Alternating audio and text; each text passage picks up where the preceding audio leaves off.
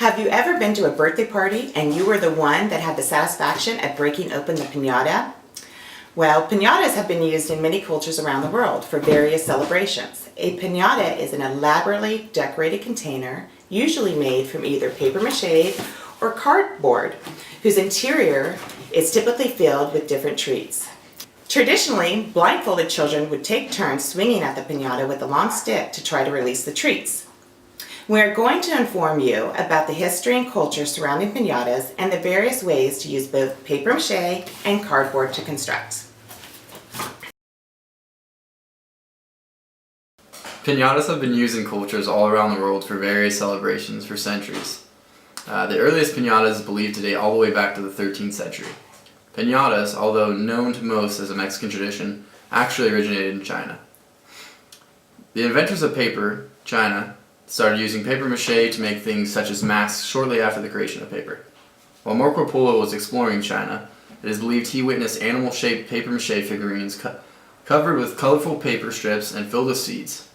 When struck with a stick, the insides spilled out. As a part of a Chinese tradition, the insides were collected, burned, and the ashes were kept for good luck.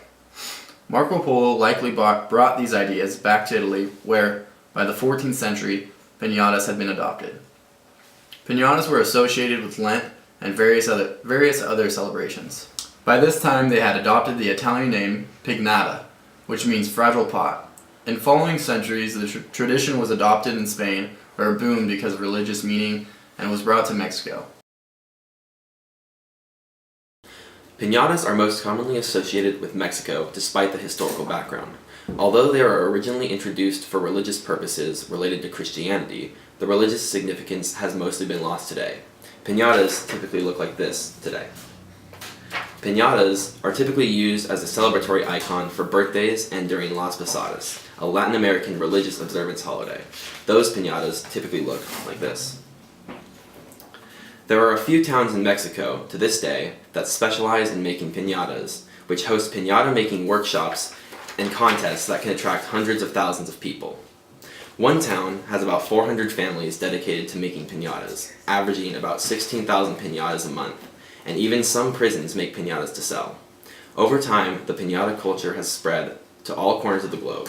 In the United States, pinatas are most commonly used to celebrate Christmas, Cinco de Mayo, and birthdays. The simplest pinata to make is the balloon pinata.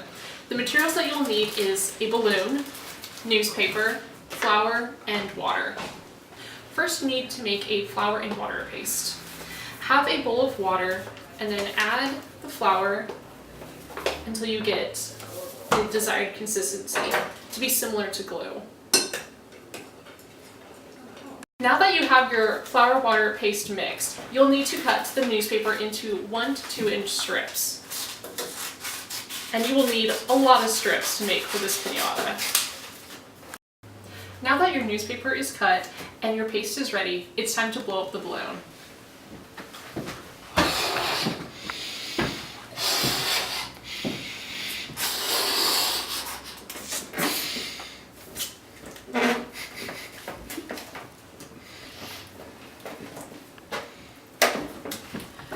Thank you. Now you will lightly moisten the piece of paper to stick onto the balloon. Add as much glue as you'll need to stick onto the balloon. So sometimes you'll need a lot. And then you'll need to cover up the entire balloon with the paper mache.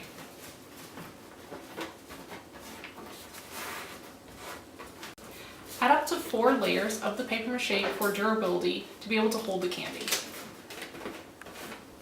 Allow the paper mache to dry for at least 24 hours until it hardens. The result should look similar to this. Once it is ready, pop the balloon by poking it with preferably a needle. Can't grab the needle. The surrounding newspaper should remain in shape. Use a razor blade to make a hole at the top so you can be able to fill it with the candy.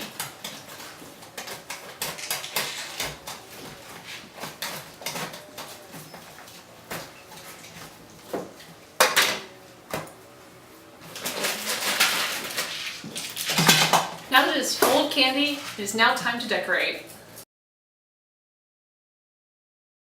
The alternative cardboard piñata is much simpler to make. The materials you need are cardboard, tape, a razor blade, and a Sharpie to trace your design. The first step to making a cardboard piñata is to choose a design and draw it out. For our piñata, we chose to use a design of a rough horse figure. The next step is to cut out your figure with the razor blade. If you need, you can use a straight edge to make straight cuts. Now that you have your first piece cut out, you'll want to retrace it and cut it out to make an exact copy, so you'll end up with two pieces.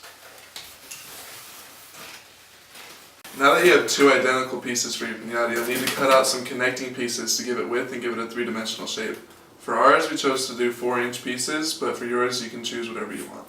Now that you've cut out your cardboard strips for the 3D figure, you're going to want to take the cardboard and wrap it around the design like this. And then you're going to want to take a piece of tape and tape it around the outside. Once you do this, you're going to want to do this for the rest of the figure. Alright, so now that you have all the walls connected, it's time to fill the piñata with the candy and seal the other side with your other horse and some tape.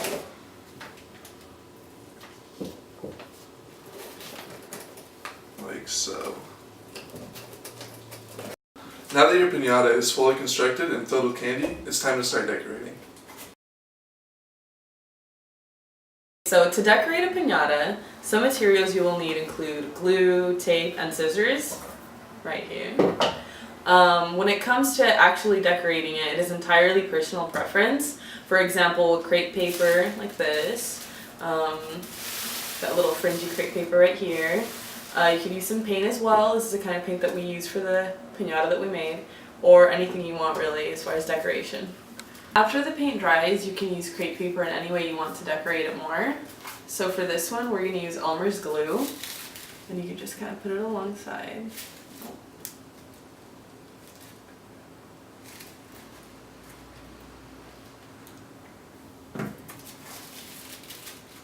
You just lay it on there, and then you can just do that all around the balloon like this, and you can add as many layers of that as you want. Decorating a cardboard piñata is very simple.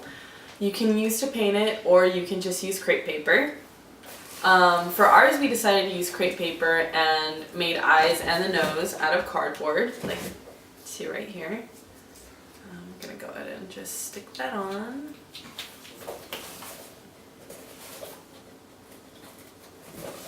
Can you see?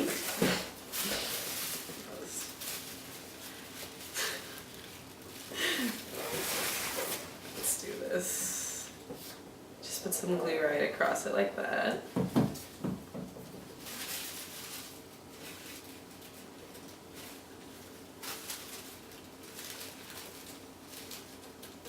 And you can just repeat that process.